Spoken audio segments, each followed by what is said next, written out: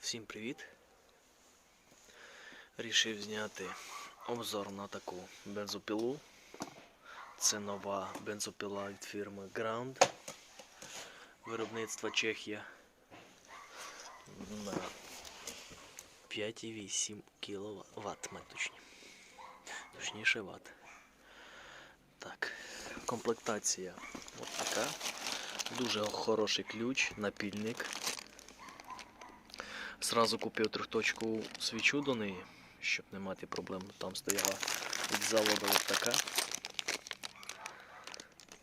Купив ось таку.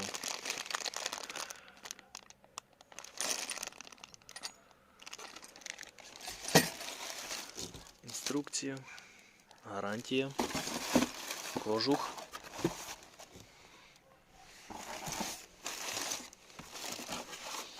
Ціна самої піли.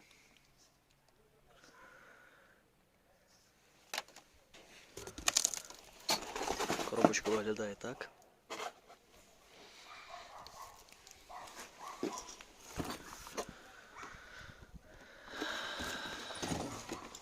Зараз буду проводити перший запуск і подивимось, як вона працює. Навіть пила дуже гарна, гарно собрана, качественно.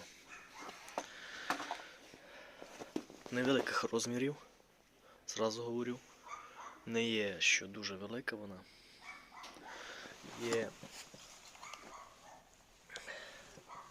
підкачка бензину така. І подивимось, який тут фільтр уже.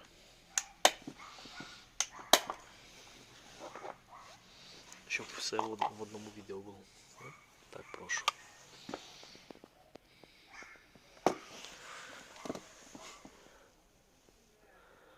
Карбуратор похожий на Дніпровський, але сама пластмаса дуже качественна.